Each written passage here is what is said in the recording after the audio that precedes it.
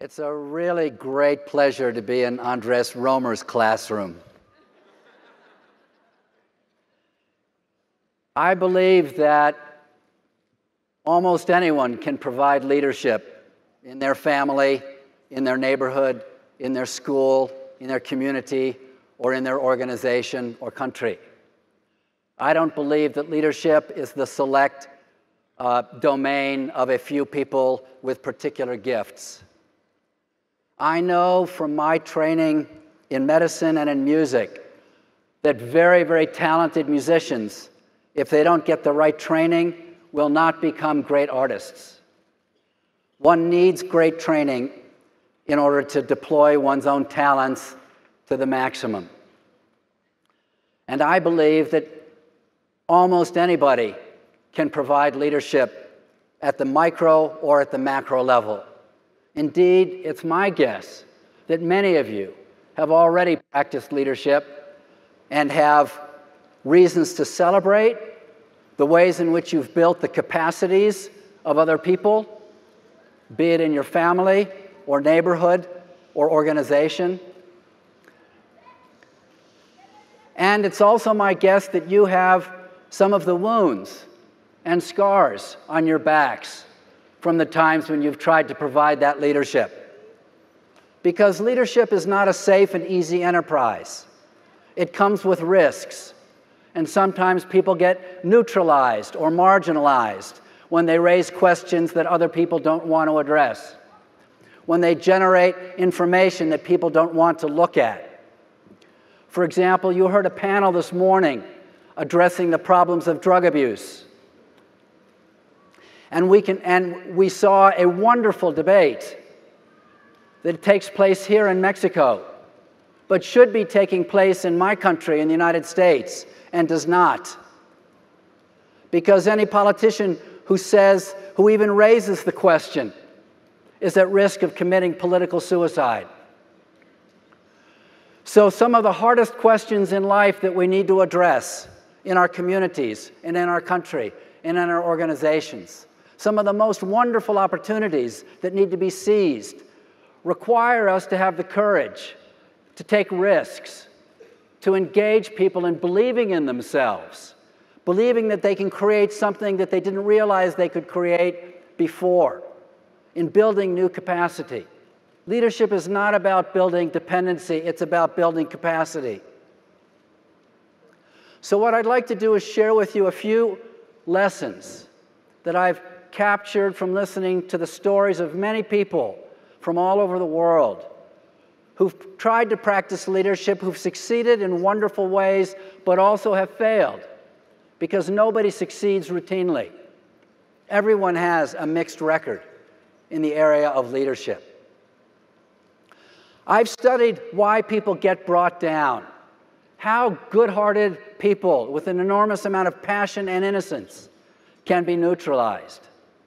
And so I would like to share with you a few of these lessons in the hope that as you go out back to your lives this evening and tomorrow, after these 3 inspiring days in the schoolhouse that Andres Romer has helped to build with his colleagues, I hope these ideas will help you orient yourself through the dangers of change. The first idea is that it's very important to be able to get perspective in the midst of action, to be able to get off the dance floor where the music is beating fast, and to get up on the balcony from which you can look down on the dance floor and see what might be happening, to see the patterns of action.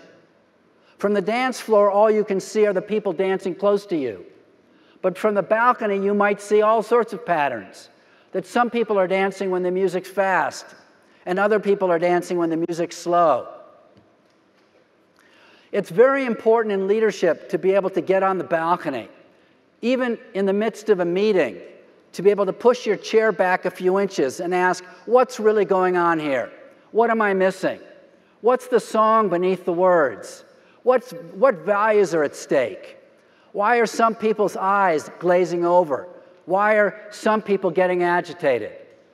One needs to listen to all of those nonverbal cues and analyze what might be happening. You can then get back on the playing field, back on the dance floor, and make corrective action.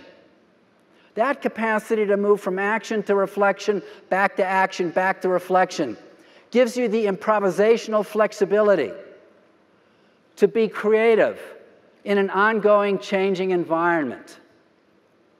Many people think leadership's all about having a vision and then knowing the critical path to achieve that vision. All the rest then is a sales problem. But I think that idea of leadership is bankrupt and also generates heroic suicide. Because for the hard problems we face, there's a great deal of uncertainty in how to move forward. One has to improvise. It's more like playing jazz than classical music. So in order to have that improvisational flexibility, to keep asking, how have things changed? How do we need to deviate from the plan? To know that the plan is simply today's best guess on the future. That flexibility requires the capacity to gain perspective in the midst of action, to reflect in the midst of action. This skill is so essential that many of the major religious traditions have developed all sorts of spiritual practices to help us achieve that capacity. The Jesuits call it contemplation in action. The Buddhists call it mindfulness. The Hindus call it karma yoga. It's a simple idea, but it's difficult to do. So I encourage you to practice that capacity, to stop yourself for a moment, step back and ask what's going on, to develop the practice of debriefing at the end of the day, to take notes in a journal. But most important, to have partners, because the idea that you can lead by yourself is dangerous. One needs partners with whom to lead. People who can provide safe environments to grab you by the collar up to the balcony and say, let's debrief and take a look at what's just happened today. You have to have confidants, people who you can talk to like that. And one of the ways your confidants can help you is to help you distinguish yourself from your role. One of the big mistakes in leadership is people often confuse themselves with the role that they're in. And then they make the mistake of taking it personally when they're attacked or when they're idealized. But generally what comes at you is a product of the role that you're playing in other people's lives. This came home to me when I had lunch once with the King of Jordan. And we asked him, how did you prepare for being king? And he said, I didn't think I was going to be king, but my father, King Hussein, just before he died, he decided I should be the king instead of my uncle. Now when I look back, I think maybe my whole life he was preparing me to be a king because he kept saying to me, my son, the moment you begin to believe that you are a king, you're in trouble. King Hussein knew that when people kissed his hand, they were not kissing him. They were kissing king. And when they were shooting bullets at him, which they did do frequently, they were not actually trying to kill him. They were trying to kill represented to them in his role as king. They were trying to silence the message. This becomes critically important because when you take it personally, your natural reflex will be to defend yourself at a personal level. Instead of listening carefully, why is this person upset? How am I challenging them?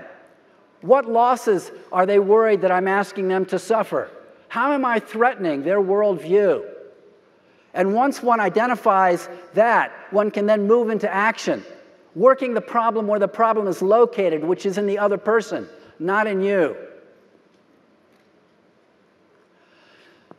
Your partners can also help you listen. Most people, when they get taken down in leadership, they die with their mouths open.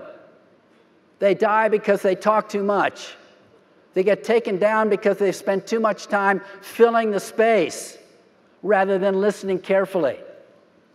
So your partners can help you stop and ask questions to bring you back to the elemental virtues that we all once had as children of curiosity and compassion, to be able to understand, why is this person fighting so hard? You know, allies come cheap. They don't have a lot to lose. It's the opposition that has the most to lose. And therefore, they're the people who we need to hold most closely, who we need to understand most intimately, because they're the people who have the most to lose, and we then need to know how to engage with them to tolerate the potential losses they may need to sustain to move in a more successful way into the future. Finally, I want to suggest that staying alive requires the capacity to remember, what is the point of leadership in the first place? Why even engage in this enterprise that sometimes is hazardous and risky? The reason is because there is no greater source of meaning than to make a difference in other people's lives. There's no greater source of meaning than to find ways to live and love and build the capacity of other people to move on and go beyond themselves. But sometimes in that effort to make a difference, we buy into the myth of measurement. And we begin to calibrate the worth and the value of what we do in measurable terms. Of course, measurement is a profoundly powerful tool. In medicine, where I began my career, we save lives every day because you can measure all sorts of things about the body, blood chemistries, heart rate, and so forth. But measurement is also just a tool. Nobody can run a business without measuring things. But measurement doesn't capture the ultimate truth. Unfortunately, when we grow up in a world of measurement, we begin to believe that we ourselves and the good that we do can be measured. And then we begin to wonder, do we measure up? And then we begin to think that when we lose that big and important job, the next job has to be just as big and important. Otherwise, it's not worth doing. But I think the point of leadership is to make a difference in people's lives, and I don't think you can measure good. That came home to me several years ago when my children were young. And my father, who was one of the great brain surgeons of his era, had just retired from neurosurgery. And when my children were young and he had just retired, he decided he wanted to go back to a childhood hobby. He always loved looking at the stars. And he decided he wanted to introduce his grandchildren to gazing at the stars. So he went out and bought all the astronomy books he could find. But he didn't like any of them, so he wrote his own. He sent it off to a book publishing house that does a lot of astronomy books, Cambridge University Press. And they said, this is pretty good. So they paired him up with an illustrator from Holland and then published it. So years ago, when my children were young, my father's book just came out. And it was on a holiday that we call in the United States Halloween, where the children go into the neighborhood collecting candy. And on that evening, we invited to our home a young man, a school teacher, who had been living in our house a few years earlier when he was a student. We invited him back to the house. We hadn't seen him in a long time because we wanted him to enjoy being with the children. We wanted the children to see him again.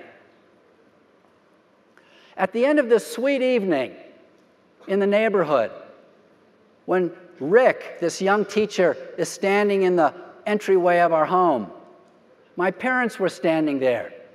And I realized, I want to give Rick a copy of my father's astronomy book. So my father stands up, kind of smiling. You don't get to be a neurosurgeon without a little bit of self-pride.